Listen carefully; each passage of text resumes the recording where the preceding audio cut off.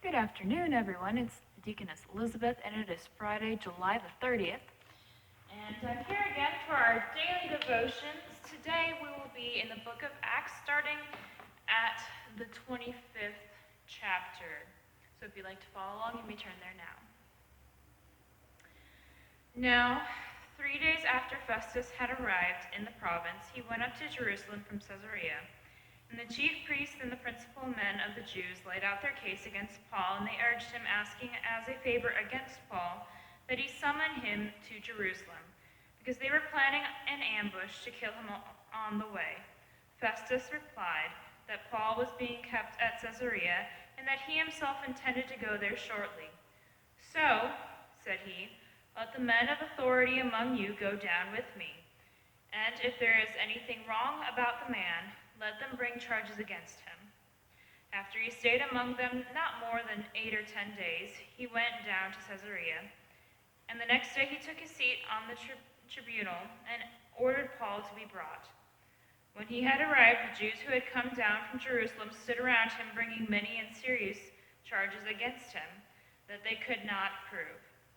Paul argued in his defense, neither against the law of the Jews, nor against the temple, nor against Caesar have I committed any offense.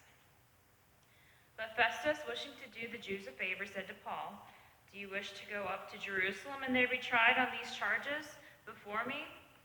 But Paul said, I am standing before Caesar's tribunal, where I ought to be tried. To the Jews I have done no wrong, as you yourself know very well. If then I am a wrongdoer and have committed anything for which I deserve to die, I do not seek to escape death. But if there is nothing to their charges against me, no one can give me up to them. I appeal to Caesar. Then Festus, when he had conferred with his council, answered, to Caesar you have appealed, to Caesar you shall go. Okay, so this is kind of piggybacking off of the reading from yesterday's daily devotion, where Paul had a trial before Felix, and now Festus is the new governor of Judea, so he's kind of picking up where Felix left off, and he's wanting to establish a good relationship with the Jews. So he first goes to Jerusalem and tries to figure out what's going on with Paul, and they want Paul brought up to Jerusalem to have him tried there, because they want to ambush him along the way and before he gets to Jerusalem. But Festus says, well, he's going down to Caesarea, and he invites them to come down to Caesarea with him to present these charges against Paul. So they do go with him, and they press charges against him when Paul is brought before Festus. But again, they could not provide any proof against or for their accusations.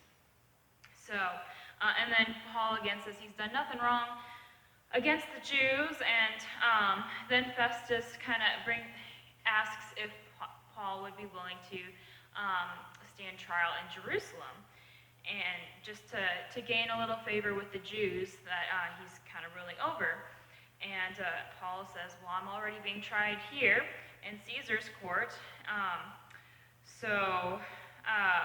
in the end here you have Paul is appealing to Caesar, and that is what would eventually bring him to Rome. So lots of things going on in this chapter, these couple of chapters where Paul is being tried and the Jews are attacking him. This is our reading for today, and I encourage you to continue to follow along with us as we follow Paul's journey. Today, our hymn is hymn 753, All for Christ I Have Forsaken, and we're going to do the first and the fifth verse. All for Christ I have forsaken, and have taken up my cross, worldly joy, its fame and fortune, now I count as worthless dross. Though the road ahead be thorny, though dark clouds our light obscure, though my cross-shaped path grows steeper with